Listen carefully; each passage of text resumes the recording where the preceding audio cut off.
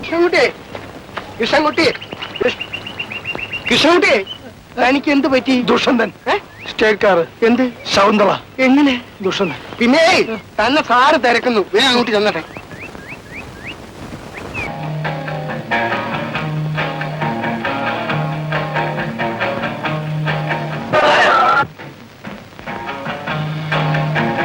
ആരാണ് ചോദിച്ചത്?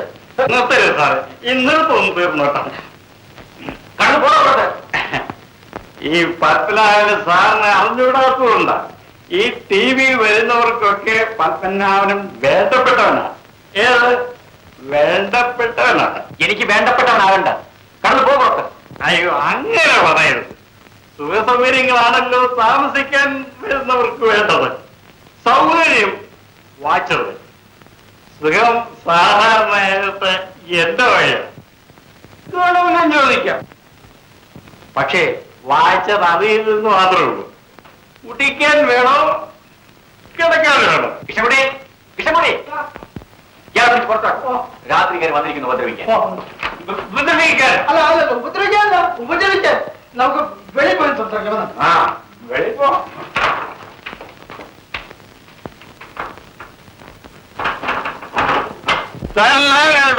ഞാൻ പാവപ്പെട്ട ഒരു ഡ്രൈവറാണ്. കയ്യിൽ കാശുണ്ടോ? ആവശ്യം കൂടി അറിയിച്ചാൽ കയ്യിൽ കാശുണ്ടോ? എന്റെ കയ്യിൽ 5 രൂപ. എന്തിനാണോ?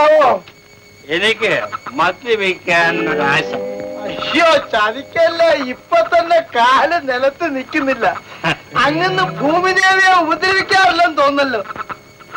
മനസ്സ് വെച്ചാലുണ്ടല്ലോ, ഞാൻ വേണ്ടി വന്നാൽ പറക്കും. പണ്ടാരോ അങ്ങനെ ഒന്ന് പൊങ്ങന്നേ, അങ്ങനെ ഒന്ന് പൊങ്ങന്നേ. അങ്ങനെ ഇവിടെ നിന്ന് വീട കൊണ്ടാ വലിയ ഉപകാരമായിരുന്നു കേട്ടോ. നീ വരണം എന്റെ കൂടെ. അയ്യോ, ഈ യാത്ര ശവപ്പറമ്പിൽ ചെന്നേ അവസാനിക്കുള്ളൂ. ഞാനൊന്നും പറഞ്ഞില്ല. അങ്ങനെ നീ എന്റെ വീട് കണ്ടിട്ടുണ്ടോ? വീടൊന്നല്ല, ഞാൻ അങ്ങ് നിന്റെ ഒന്നും കണ്ടിട്ടില്ല. എന്നാൽ ഒന്ന് കാണേണ്ടതാ. നിനക്ക് വേണ്ടതല്ല അവിടെ ഉണ്ട്. എന്നുവെച്ചാല് ഞാൻ വരുന്നുണ്ട്. നീ അയ്യോ, ഞാൻ വരുന്നില്ലല്ലോ. അടിച്ചാൽ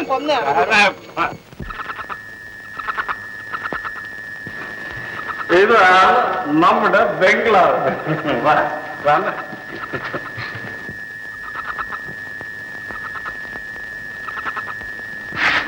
എടേ പെണ്ണേ, എടേ പെണ്ണേ, നിന്റെ ചേട്ടനാടേ, ഒന്നിങ്ങ വന്നേ.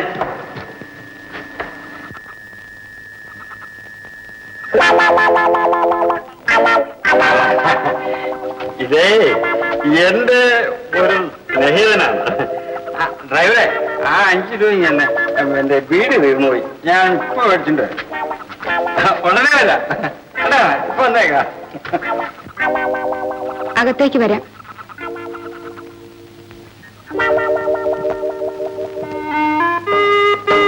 ഇരുന്നാട്ടെ. ഞാൻ പകൽ വെളിച്ചത്തിൽ കണ്ട ശകുന്തളയാണ്. എന്താ അല്ലെന്ന് തോന്നുന്നുണ്ടോ? ഒരു സംശയം. സംശയിക്കണ്ട, ഇതാണ് ഞാൻ. എന്റെ ചേട്ടൻ എന്നെ ഇവിടെ എത്തിച്ചതാണ്. സാറ് പഴയ ശകുന്തള അങ്ങ് മറന്നേക്കും. എനിക്ക് എന്നെ മറക്കാനൊക്കോ? ശകുന്തള മറക്കാനൊക്കോ? ഞാനിപ്പോ ആകാശത്തിനും ഭൂമിയിലും അല്ലാത്ത പോലെയായി. സാറേ, സാറ് പറയുന്ന പഴയ ശകുന്തളയുണ്ടല്ലോ, ദുഷോന്തനെ കാണുന്നതിന് മുമ്പ്. ദുഷന്തൻ. ആ, അങ്ങേരെ കാണുന്നതിന് മുമ്പ് നല്ലവളായിരുന്നു എന്ന് നിങ്ങൾ എങ്ങനെയാ പറയുക? നീ പറയുന്നത് ശകുന്തളയായിട്ട് സിനിമയിൽ അഭിനയിച്ച പെണ്ണിനെ പറ്റിയാണ്. സാക്ഷാൽ ശകുന്തള സാക്ഷാൽ തന്നെയായിരുന്നു. എന്നാ ഞാനും സാക്ഷാല. ഇതൊന്നും ഞാൻ മനസ്സറിഞ്ഞുകൊണ്ട് ചെയ്യുന്നതല്ല, എന്റെ ചേട്ടൻ എന്നെ കൊണ്ട് ചെയ്യിക്കുന്നതാ. എന്നാലും എന്റെ ശകുന്തളെ, ഞാനൊന്ന് ചോദിക്കട്ടെ, പഴയ ദുഷന്തൻ സാക്ഷാലായിരുന്നോ? എന്താ ഒന്നും മിണ്ടാത്തത്? അതിരിക്കട്ടെ, നിങ്ങൾ സാക്ഷാലാണോ? എന്തു പറ്റി? നീ എന്നെ ഇരുത്തിക്കളഞ്ഞു കേട്ടോ ശകുന്തളെ. ഡ്രൈവറെ, ഡ്രൈവർ എന്ന് വിളിക്കരുത് കേട്ടോ. പിന്നെന്ത് വിളിക്കുന്നു? ആര്യപുത്ര. ആര്യപുത്ര? ആര്യപുത്ര അല്ല, ആര്യപുത്ര. ശകുന്തളെ,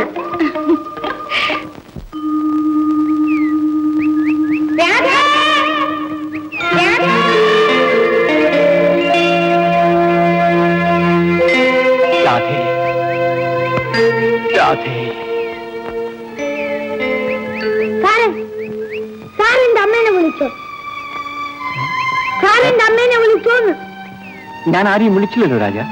വിളിച്ചു രാധേ രാധേന്ന് ഞാൻ കേട്ടല്ലോ. ശരിയാണ് രാജ, ചിലപ്പോ ഞാൻ വിളിച്ചിരിക്കും.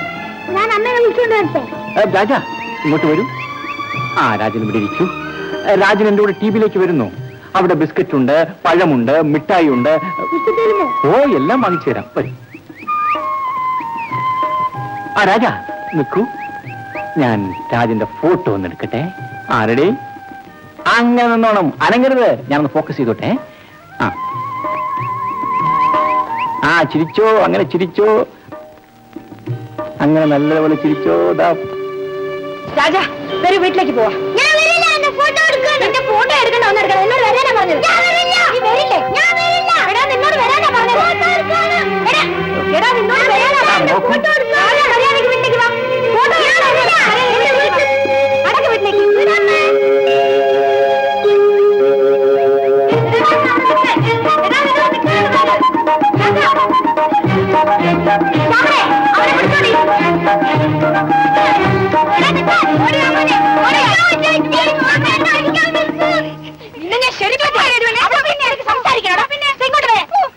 നീ എന്തോ കിടന്ന് തുള്ളിച്ചാടുന്നേ?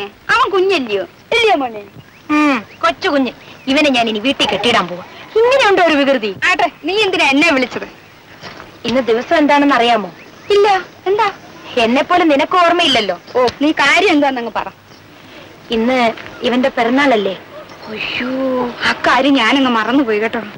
ഇന്നേക്ക് എന്റെ ചേച്ചി മരിച്ചിട്ട് 5 വർഷമായി. 5 വർഷമായിട്ടും ചേച്ചിയെ പറ്റി പറയുമ്പോ ഇപ്പോഴും നീ കരയുന്നല്ലോ. ശരി, നീ പോയിക്കോ, ഞാൻ പറയാം.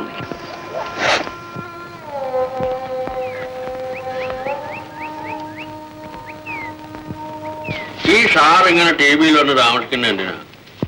അത് അങ്ങേർക്ക് ഒരു പിടിയില്ലെന്നാണ് തോന്നുന്നത്. അല്ല, ടി വിയിൽ വരുന്നവരെയും പോകുന്നവരെയും പറ്റി നമ്മളിരുന്ന് ചിന്തിക്കേണ്ട ആവശ്യമുണ്ട്. അത് ശരിയാ. പക്ഷേ ഈ സാറ് ആളെ ചിന്തിപ്പിച്ച് കളയും. ഒരു പിടിയും കിട്ടുന്നില്ല. എവിടേക്ക്? ഓഫീസിലേക്കായിരിക്കും. എന്താ പരിഹസിക്കാണോ?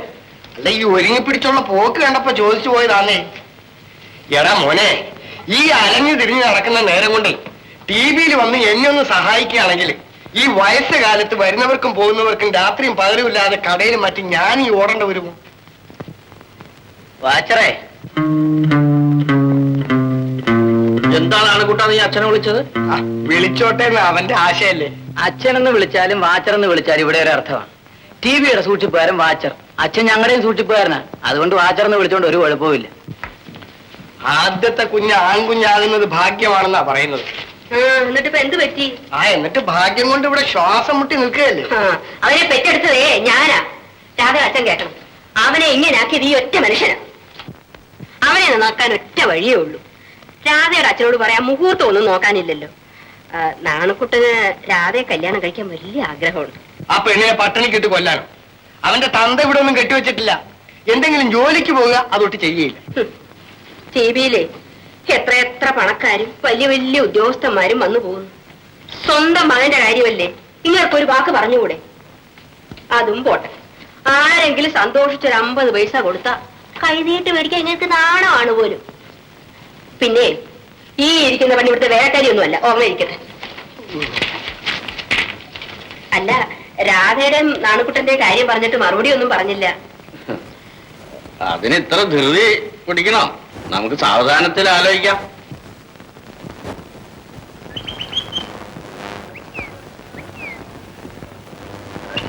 ഇതാണ് ടി വിയിൽ താമസിക്കുന്ന സാറ്. നമസ്കാരം. നമസ്കാരം.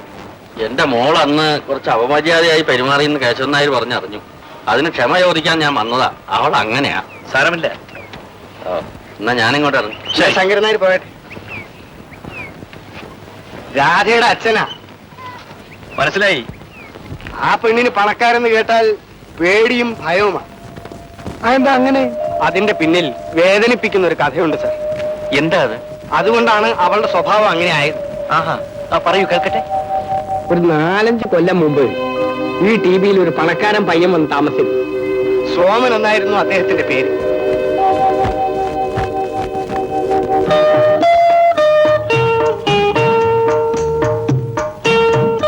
നമസ്കാരം. നമസ്കാരം. എന്താ? ഞങ്ങൾ ഇവിടുത്തെ ഒരു കലാസമിതി പ്രവർത്തകരാണ്. ഞങ്ങളുടെ സമിതിയുടെ 5ാം വാർഷികമാണ് നാളെ. ഇവിടെ അടുത്ത് വെച്ചാണ്. അതിന് എന്നോട് സംഭാവന ചോദിക്കാൻ വന്നതായിരിക്കും. ഓഹോ, അതെ.